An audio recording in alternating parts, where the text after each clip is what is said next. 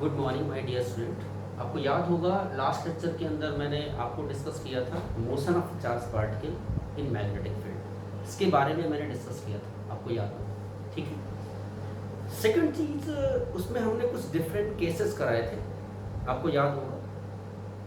कुछ केसेस रह गए थे जो हम इस लेक्चर में स्टार्ट करेंगे, तो उसी के आगे हम प्रोसीड करते हैं इस लेक्चर में कि मान लो कोई भी चार्ज पार्टिकल है जो एंटर करता है मैग्नेटिक फील्ड के अंदर। तो मैग्नेटिक फील्ड की जो लेंथ है वो एक तो रेडियस ऑफ ट्रैक, जो सर्कुलर पाथ हमने आज बताया था mv/bq, उससे ज़्यादा होगी या कम होगी तो क्या होगा। अगर हम कहते हैं कि मान लो एक मैग्नेटिक फील्ड है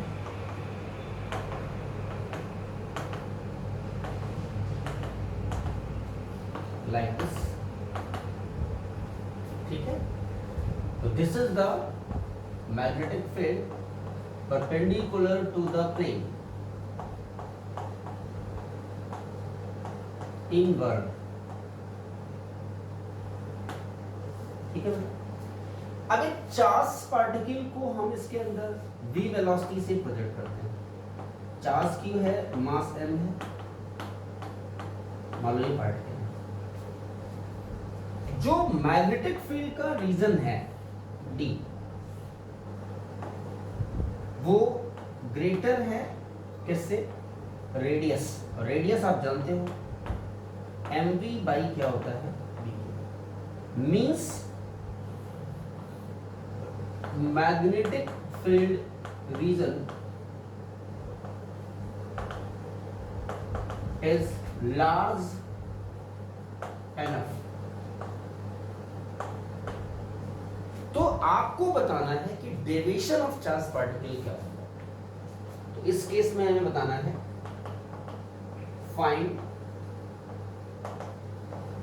डेविएशन ऑफ चार्ज पार्टिकल। अगर d की वैल्यू r से बहुत बड़ी है तो याद रखना जो डेविएशन होगा वो पाई होगा। पाई मीन्स 180 डिग्री, मीन्स पार्टिकल का पाथ कैसा होगा।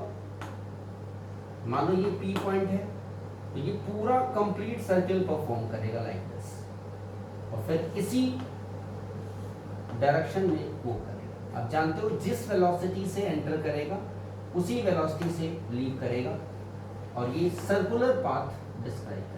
This is point 2। तो डेविएशन कितना हो गया, ये एंटरिंग था, ये क्या था हमारा लीविंग, तो दोनों एंटी पैरेलल हैं, तो डेविएशन कितना आएगा, ये डेविएशन आया चार्ज पार्टिकल। ऐसा कब होगा, जब रीजन मैग्नेटिक फील्ड का is large enough, greater than radius of circular path. तो अब जरा देखिए, ये डायमीटर है इसका, ये इसका रेडियस है, तो PQ की लेंथ कितनी हो गई, 2r, और r हमारा आप जानते हो कितना है, mv/bq। तो आप कह सकते हो जो PQ जो डायमीटर होगा वो क्या होगा, ट्वाइस mv/bq। इस केस की बात कर रहा हूं, बात समझ में आ गई। अब देखिए कितने टाइम तक ये मैग्नेटिक फील्ड के अंदर रहेगा, तो time span in magnetic field, इस केस में time span in magnetic field, time period का आधा, और टाइम पीरियड आप जानते हो 2πm क्या होता है हमारा, देखिए करवाया था ना मैंने आपको। तो बेटा यहाँ पे क्या हो जाएगा, दैट इज πm/, मींस इतने टाइम तक चार्ज पार्टिकल क्या रहेगा मैग्नेटिक फील्ड में, और फिर उसी वेलोसिटी से बाहर निकलेगा। क्यों निकलेगा, मैंने आपको बताया था कि जो चेंज इन काइनेटिक एनर्जी होती है half mv² minus half mu², वो किसके बराबर होती है, वर्क डन। वर्क डन क्या होगा हमारा, 0, क्योंकि फोर्स हमेशा परपेंडिकुलर होता है वेलोसिटी के, तो v किसके बराबर होगा। मैंने कहा भी था कि मैग्नेटिक फील्ड चार्ज पार्टिकल को एक्सेलरेट नहीं करता है, तो जिस वेलोसिटी से एंटर करेगा उसी वेलोसिटी से वो क्या करेगा, लीव करेगा। क्लियर? लेकिन ऐसा ये कब होगा, ये केस फर्स्ट की हम बात कर रहे हैं, जब मैग्नेटिक फील्ड का रीजन बहुत ज्यादा बड़ा तो ये कंडीशन आएगी और डेविएशन कितना होगा हमारा 180। लेकिन अगर मैग्नेटिक फील्ड का रीजन, अगर मैग्नेटिक फील्ड का रीजन क्या हो, छोटा हो, लेस देन आर हो, तो डेविएशन कितना हो, ये ध्यान। देखिए मेरे बच्चे, मान लो चार्ज पार्टिकल थीटा के एंगल पे एंटर करता है तो उसी एंगल से लीव करेगा। तो इस केस में क्या होगा बेटा, अगर हम यहां से परपेंडिकुलर, वेलोसिटी तो यही होगी ना, टेंजेंट डालेंगे तो वेलोसिटी आएगी लाइक दिस। ये रेडियस ऑफ क्या हो गया हमारा track, this is R, this is R. अब देखिए ये एंगल थीटा है, तो अगर एक परपेंडिकुलर डाल दे यहां से, ये थीटा, ये 90, तो ये कितना हो जाएगा हमारा 90 माइनस थीटा। तो ये एंगल 90 है, क्यों 90 है आप समझ गए होंगे, अरे टेंजेंट डाल रहे हैं इसके ऊपर, परपेंडिकुलर है, तो ये एंगल कितना हो जाएगा थीटा। तो यहाँ से अगर हम बाइसेक्ट करें तो अगर ये डिस्टेंस x है तो ये भी x होगी, और ये एंगल थीटा, तो ये एंगल भी क्या होगा, थीटा होगा। तो इसमें आपको निकालना है कि कितने टाइम तक चार्ज पार्टिकल मैग्नेटिक फील्ड में क्या करेगा, रहेगा। और दूसरा हमारा PQ निकालना। तो अगर हम कहते हैं if charge particle charge q mass m enter at an angle theta,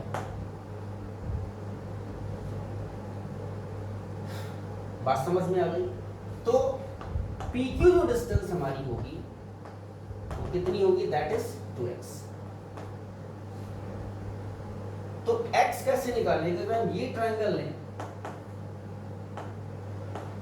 OMP, तो साइन थीटा क्या आएगा, परपेंडिकुलर बाई हाइपो, तो x बाई r है ना, तो x कितना हो गया r साइन थीटा, ठीक है बेटा। तो इस केस में PQ कितना है 2x, तो 2r साइन थीटा, और r आप जानते हो mv बाई क्या है हमारा BQ। तो इस समय PQ जो distance I twice mv by BQ और साइन थीटा। एक चीज तो बेटा ये आ गई। दूसरा ये है कि time spend in magnetic field means time spend by charged particle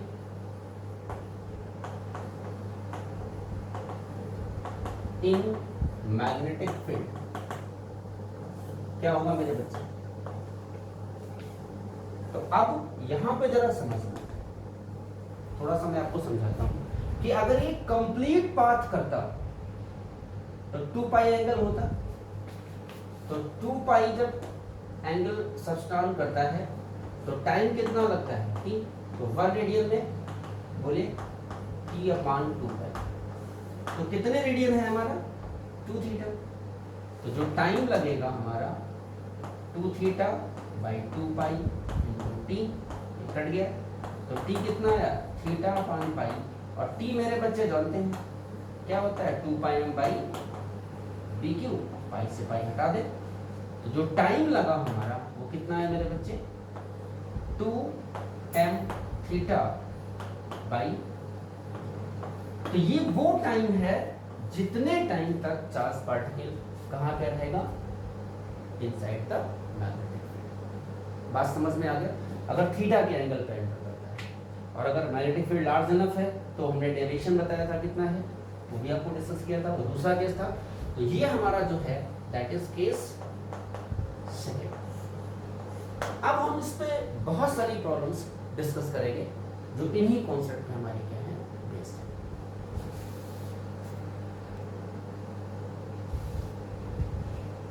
देखिए मेरे बच्चे, एक प्रॉब्लम है कह रहा है find angular deviation of particle as it comes out of magnetic field. ये एक मैग्नेटिक फील्ड हमारी है, आप देख रहे हैं, जो perpendicular to the plane inward है, दिख रहा होगा। और इसका जो रीजन डी है, डी जो हमारा है वो लेस देन आर है। बात समझ में आ गई? तो हमें एंगुलर डेविएशन निकालना है इस केस के अंदर।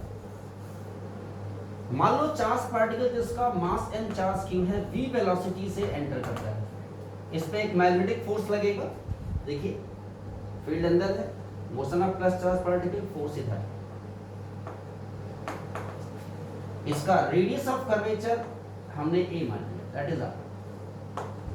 ये r है तो ये भी क्या होगा, r होगा।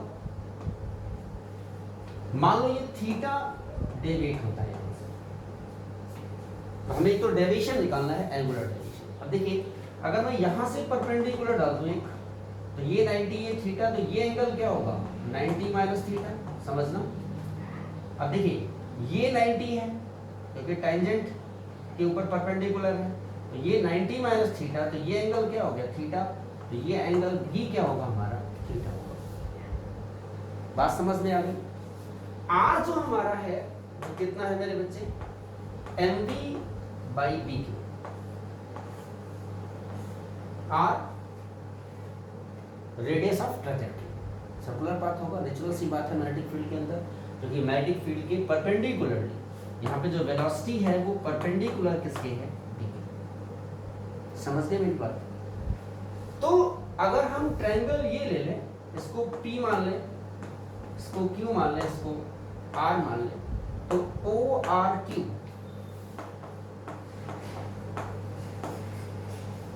ये ट्रायंगल हो गया। तो साइन थीटा क्या होगा, परपेंडिकुलर बाई हाइट। तो यहां से जो साइन थीटा आया वो हम x बाई आर कर सकते हैं या d बाई आर कर दें, एक ही बात है।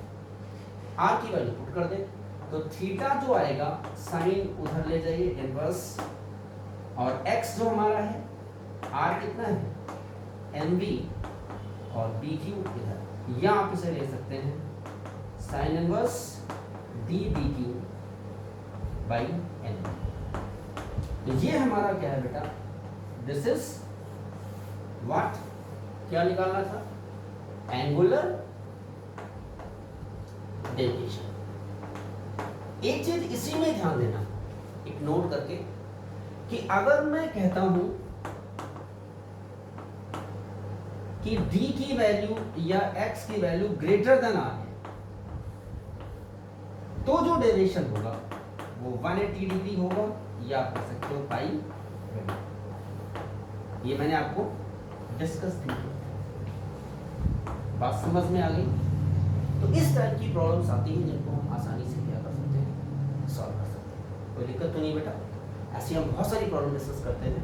ये बात, जहां भी कोई डाउट हो किसी भी पॉइंट के ऊपर, तो आप स्क्रीन शॉट लेके आप मुझे।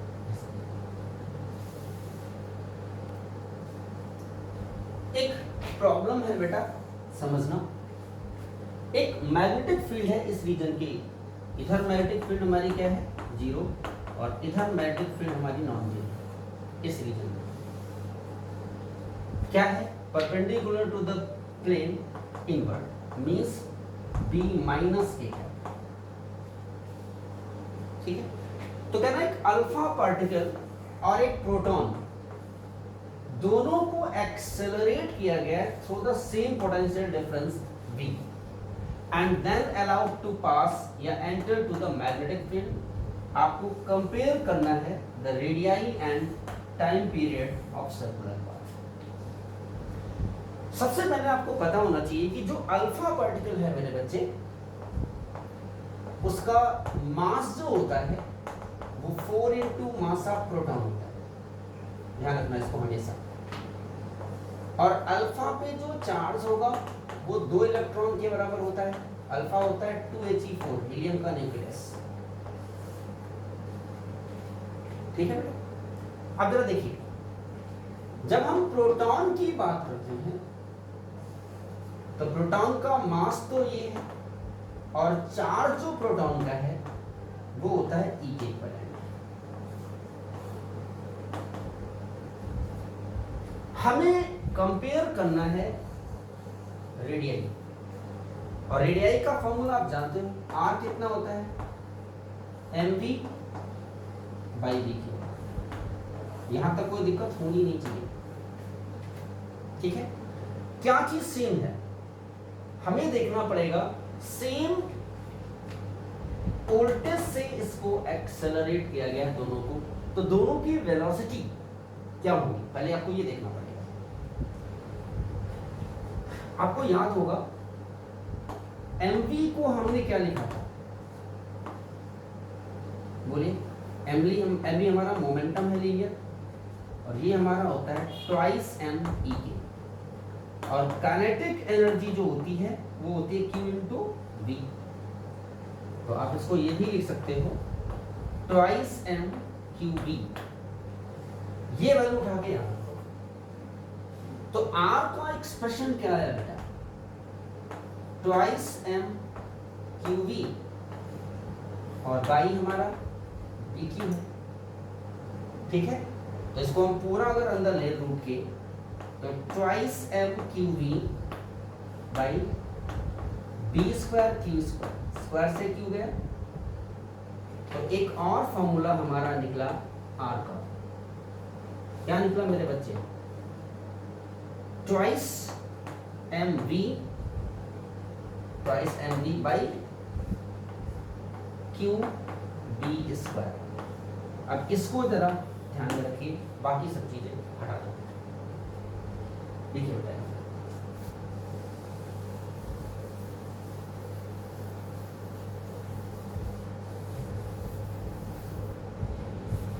अब देखिए, तो रिजल्ट हमारे पास जो रेडियस आया वो क्या आया बेटा, ट्वाइस एम बी बाई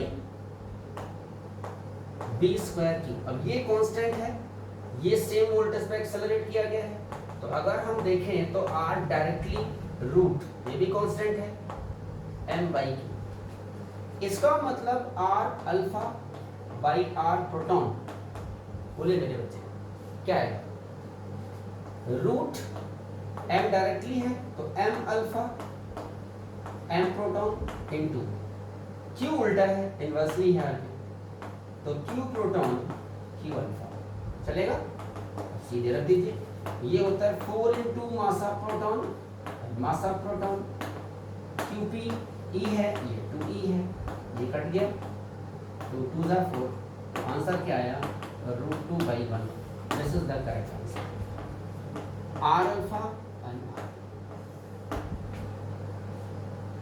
समझ में आ गया। एक पॉइंट और पूछा गया है कि जो सर्कुलर पाथ डिस्क्राइब करेगा, कौन, अल्फा पार्टिकल और कौन, प्रोटॉन। तो उसमें जो टाइम लगेगा हमारा सर्कुलर पाथ, जिसे हम टाइम पीरियड बोलते हैं, time taken in one complete circular rotation, तो उनमें रिलेशन क्या होगा। तो एक बार हम देखते हैं, टाइम पीरियड की बात कर लेते हैं। यहाँ पे टाइम पीरियड का जो मेन फॉर्मूला होता है बेटा, आप जानते हो t क्या होता है, 2πm बाई डी क्यू। तो ये तो कंफर्म है कि टाइम पीरियड वेलोसिटी पे तो डिपेंड करेगा नहीं, तो हमारा जो टाइम पीरियड है वो डिपेंड करता है m और q पे, बनी बात। तो टाइम पीरियड अल्फा के लिए और टाइम पीरियड प्रोटॉन के लिए, तो m alpha by m proton, और क्या, q proton by q alpha. रख लीजिए मेरे बच्चे, 4 into mass of proton into e and two e, cut जाएगा। इसका मतलब क्या निकला कि t alpha by t proton 2/1, मिस अल्फा में टाइम ट्वाइस लगेगा प्रोटॉन के कंपैरेटिवली। बात समझ में आ गई, कहीं कोई दिक्कत तो नहीं है, बहुत आसान से क्वेश्चन है जिनको आप आसानी से कर सकते हैं। बात समझ में आ गई होगी।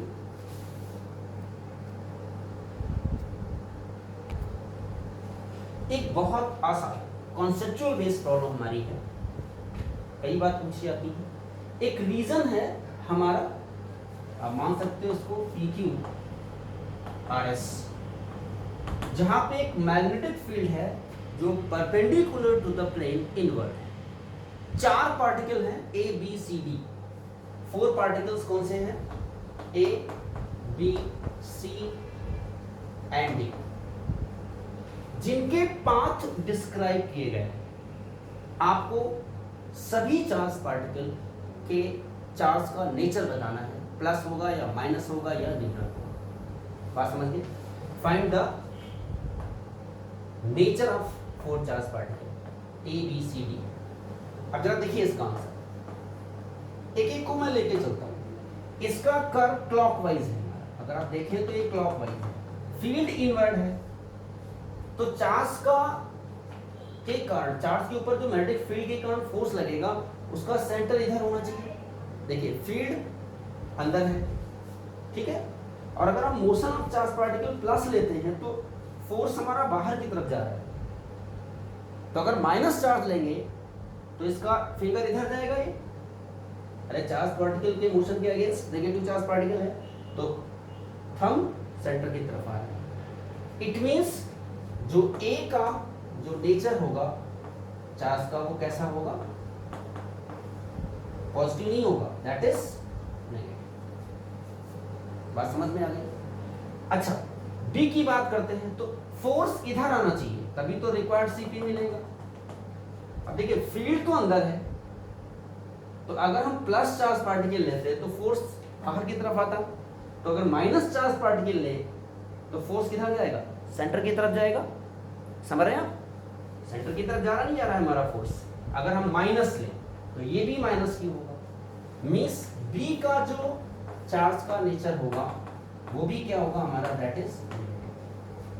अब जरा C की बात कर लेते हैं।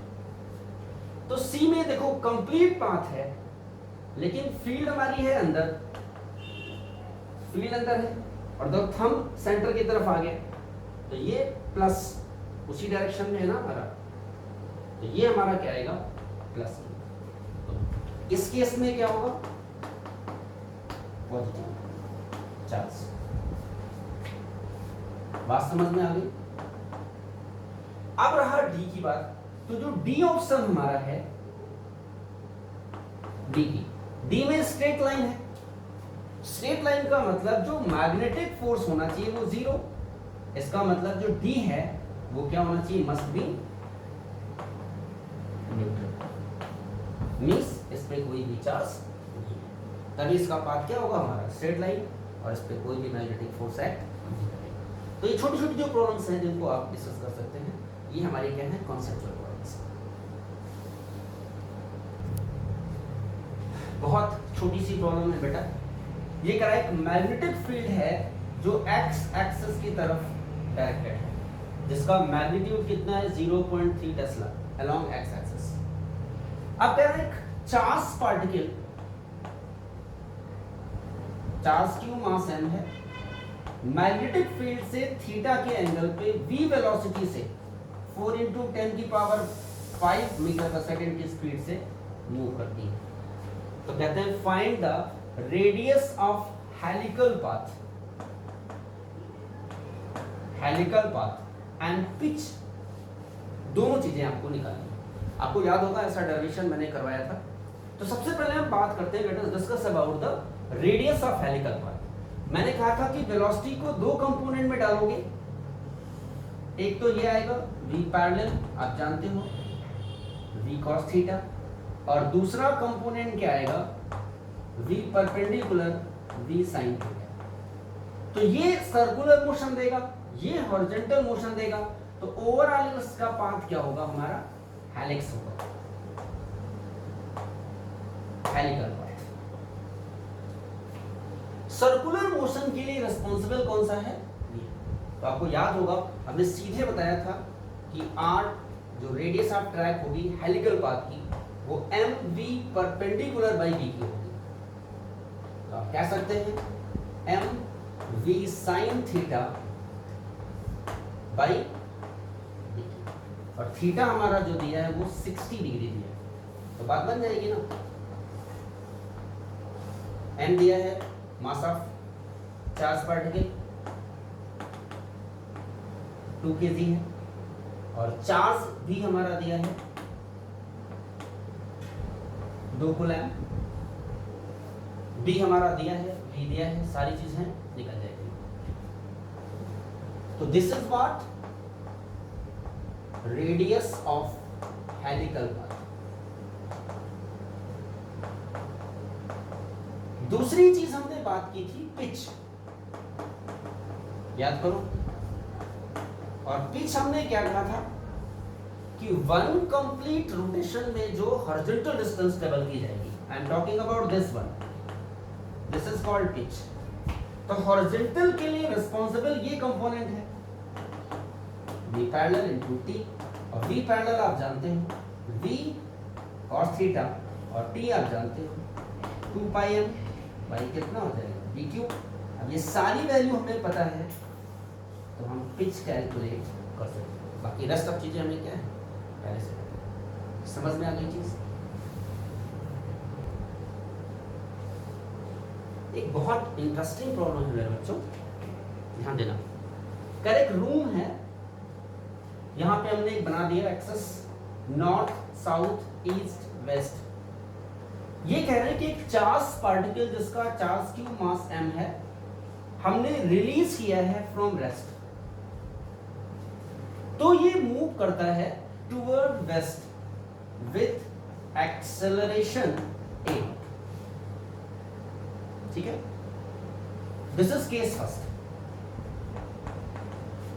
लेकिन सेकेंड केस में बेटा क्या होता है,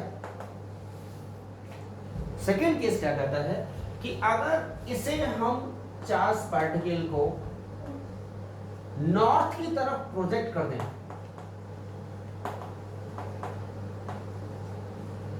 अगर हम नॉर्थ की तरफ प्रोजेक्ट करें तो ये एक्सेलरेट होता है वेस्ट की तरफ विद एक्सेलरेशन 3a0। तो कह रहा है find electric field and minimum value of magnetic field. तो अगर मैं फर्स्ट केस कंसीडर करूं, फर्स्ट केस देखिए बेटा, अगर पार्टिकल रेस्ट में है तो कोई भी मैग्नेटिक फोर्स एक्ट नहीं करेगा, बताया था मैंने, लेकिन इलेक्ट्रिक फोर्स एक्ट करेगा कि, और ये क्या होगा ma0। इट मींस फील्ड हमारी इधर दी है इलेक्ट्रिक, तो फील्ड हमारी आ गई ना ma0/2। पहला काम तो खत्म हो गया, हमें क्या निकालना था इलेक्ट्रिक। लेकिन जब आप चार्ज पार्टिकल को प्रोजेक्ट करोगे v0 से, तो अब इलेक्ट्रिक फील्ड तो है ही पहले से, उसके कारण और मैग्नेटिक फील्ड दोनों के कारण फोर्स लगेगा।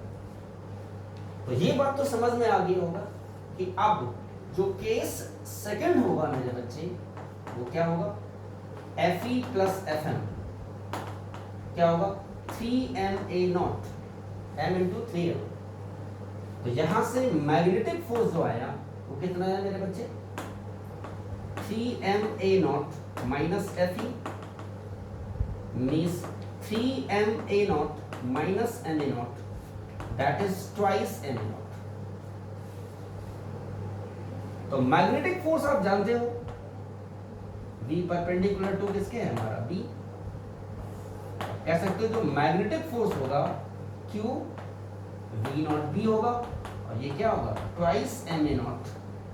तो स्ट्रेंथ ऑफ मैग्नेटिक फील्ड क्या होगी बेटा, बोलिए, twice ma0 by Q V0।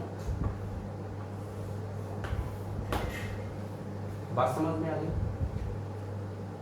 ठीक है जी। तो बहुत ही आसान सा क्वेश्चन था, इसको आप चाहो तो बहुत इजी गोइंग आप ऐसे क्वेश्चंस को अटेम्प्ट कर सकते हैं। बहुत इंटरेस्टिंग प्रॉब्लम है बेटा, एससी वर्मा की है प्रॉब्लम। ये कह रहा है एक रीजन है जहां पे पूरे रीजन में magnetic field perpendicular to the plane invert है। रीजन में एक चार्ज पार्टिकल जिसका चार्ज q मास m है v वेलोसिटी से प्रोजेक्ट किया गया। तो जिस समय ये मैग्नेटिक फील्ड को लीव करेगा उस समय जो डेविएशन है हमें ये डेविएशन निकालना है, लेकिन जबकि विड्थ ऑफ जो मैग्नेटिक फील्ड है, width of magnetic field slightly less than, इससे कम हो, इससे कम हो, इससे कम हो, तो जो डेविएशन होगा वो कितना होगा। कह रहा है find the angle of deviation of charge particle as it comes out of magnetic field if width small d is slightly less than this than this। तो मैं एक एक केस को कंसीडर करूंगा। सबसे पहले हम फर्स्ट केस लेते हैं। अगर हम कहते हैं mv by dq है तो ये हमारा रेडियस हो गया, क्योंकि रेडियस आप जानते हो क्या होता है mv by dq। तो मैंने आपको अभी एक कॉन्सेप्ट बताया था कि अगर d की वैल्यू या x की value less or equal to r है तो हम सीधे सीधे साइन थीटा क्या लेते थे, याद करो, d upon R X upon R लिया था, अरे याद होगा। तो यहां से हम डेविएशन निकाल सकते हैं। तो थीटा क्या हुआ, साइन इनवर्स, और d आप जानते हो दोनों बराबर है, इस केस में dr बराबर है तो ये हो गया 1। तो अब थीटा कितना हो जाएगा 90, या हम कह सकते हैं पाई बाई 2। ये फर्स्ट केस होगा। सेकंड में मेरे बच्चे क्या होगा कि जो d हमारा है वो कितना है mv बाई dq नहीं है, ट्वाइस dq है। तो जो d है वो छोटा है r से, r बड़ा है। और देखो ये फॉर्मूला जो हमारा वैलिड था, ये वाला फॉर्मूला, ये फॉर्मूला वैलिड है किसके लिए, जब r या तो बड़ा हो या इक्वल, किससे, d से, क्योंकि d r से बड़ा होगा तो साइन की वैल्यू 1 से ज्यादा होगी, जो पॉसिबल नहीं है। तो d must be less or equal to r। तो इस केस में d छोटा है तभी लगा सकते हैं। तो थीटा क्या हो जाएगा बेटा, साइन इनवर्स, और d कितना है mv बाई ट्वाइस dq और mv बाई bq। तो आप कह सकते हैं थीटा साइन इनवर्स हाफ, ठीक है बेटा, और हाफ जानते हो कितना होता है 30, मींस थीटा जो आया वो पाई बाई 6 या 30 डिग्री। अब हम थर्ड केस की बात करते हैं। तो थर्ड केस की अगर हम बात करें सी वाले केस की, तो सी में मेरे बच्चे क्या होगा कि जी जो डी है वो ट्वाइस mv बाई डी। तो डी हमारा हो गया 2r, मींस डी बड़ा है r से। तो इस केस में मैंने आपको याद करो डेविएशन क्या बताया था मैंने, 2 पाई या 180 डिग्री, क्योंकि कंप्लीट सर्कुलर पाथ वो परफॉर्म करेगा। बात समझ में आ गई। तो इस तरीके से आप प्रॉब्लम्स को क्या करेंगे, सॉल्व करेंगे। ऐसी बहुत सारी प्रॉब्लम्स हैं जो हम नेक्स्ट लेक्चर में डिस्कस करेंगे। इस लेक्चर में हम आज इतना ही रखेंगे। प्लीज़ आप लोगों से रिक्वेस्ट है, जो भी मैं लेक्चर डाल रहा हूँ आप इसको इमीडिएटली इसके नोट्स को कंप्लीट करिए। अगर कोई डाउट्स हो तो हमसे कंसल्ट करो, आप वर्क प्रॉपर्ली करिए, ठीक है, क्योंकि हम लोग बहुत मेहनत करते हैं। मुझे लगता है आप लोगों को इमीडिएटली नोट्स बनाना चाहिए, ठीक है। आज इतना ही, हैव अ नाइस डे, बाकी हम नेक्स्ट